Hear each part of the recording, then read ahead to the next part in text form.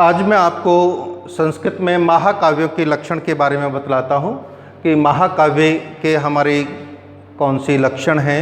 लेकिन आपने ये सुना होगा कि हमारे को जो संस्कृत साहित्य के ग्रंथ प्राप्त होते हैं, काव्य रूप में प्राप्त होते हैं। काव्य में वह पद्य साहित्य में, कोई गद्य साहित्य में, कोई नाटक के रूप में प्राप्त होते हैं। लेकिन ये जो हमको ग्रंथ प्राप्त होते हैं तो कहीं न कहीं कोई इनके बनाने के नियम तो होंगे।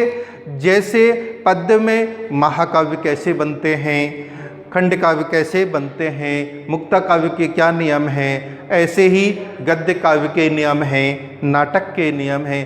क्या इनके कहीं तो उल्लेख होंगे?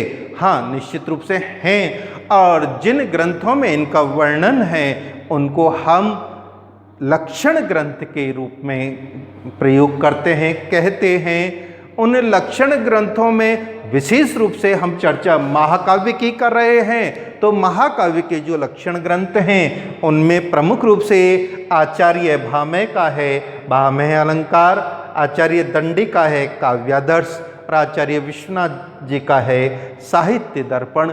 ये जो ग्रंथ हैं इनको हम लक्षण ग्रंथ कहते हैं और इनमें महाकाव्य के लक्षण वर्णित हैं। और इनमें से जो यहाँ आपके सामने अंकित किया है वो आचार्य विश्वनाथ का जो साहित्य दर्पण है उसमें यह लक्षण अंकित है, जिसमें ये कहा गया है कि महाकाव्य किसे कहते हैं कि सर्ग बंदो महाकाव्यम तत्र एको नायकः सुरः सदुवंश क्षत्रियो वापि धीरोदात्त गुणान्वितः एक वंश भवाभूपः कुलजा बहवो अपि वा श्रृंगार वीर शांतानाम एको अंगी रसिष्यते।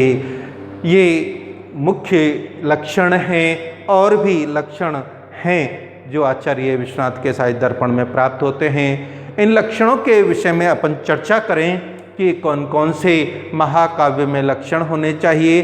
कि तो पहली सबसे विशेषता है कि कोई भी जो महाकाव्य होगा वह निश्चित रूप से उसका कथानक सर्गों में विभाजित होगा, सर्गबद्ध होगा। पहली महाकाव्य की विशेषता है। और उसमें कितने सर्ग होने चाहिए?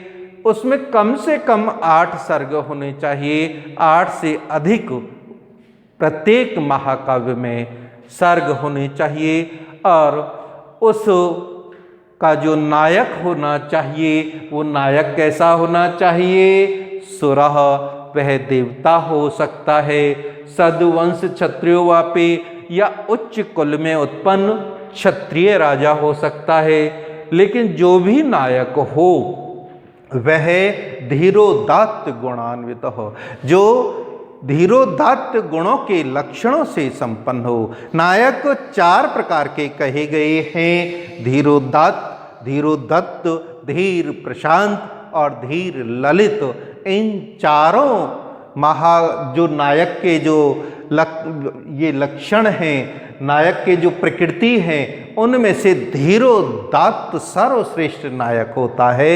और वह नायक एक वंश भवाभूपा, एक वंश का एक नायक हो सकता है या एक वंश में अनेक कुलजा बहवो अपि वा, अनेक जो कुलीन राजा हैं वो भी नायक हो सकते हैं। जैसे अनेक कुलीन राजाओं में महाकवि कालिदास का जो रघुवंश है उसका नाम आता है। और जो भी महाकाव्य होगा उसमें एक अनिवार्य रूप से प्रधान रस होगा। और प्रधान रस कौन सा होना चाहिए? श्रृंगार वीर शांतानाम, श्रृंगार वीर और शांत में से एको अंगी रसिष्यते, एक प्रमुख रस होगा, अन्य रसों का उसके सहायक रस के रूप में प्रयोग किया जाता है। जो भी महाकाव्य होगा उसका कथानक या तो रामायण से लिया जाता है या महाभारत से लिया जाता है या पुराणों आदि ग्रंथों से महाकाव्य का कथानक लिया जाता है।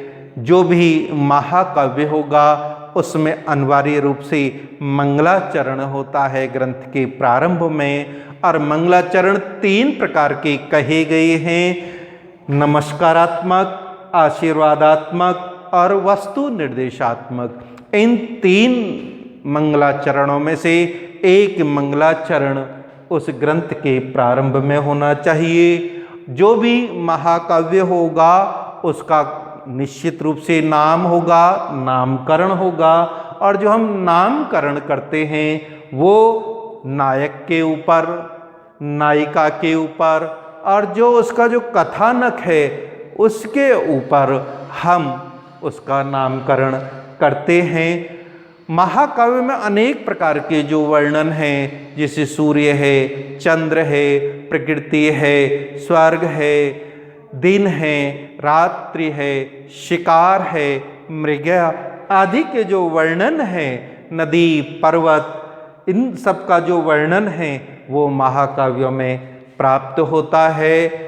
इसके अलावा जो भी महाकाव्य होगा उसमें पुरुषार्थ चतुष्ट, धर्म, अर्थ, काम और मोक्ष, इनकी प्राप्ति का उसमें प्रयोग होता है।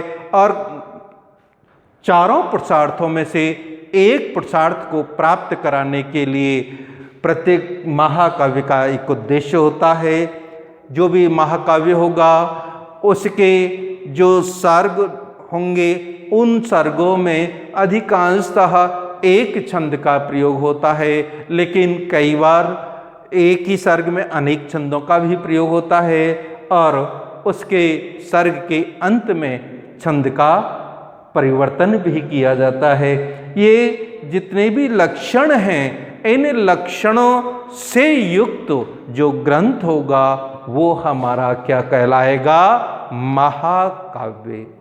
ठीक है, सभी को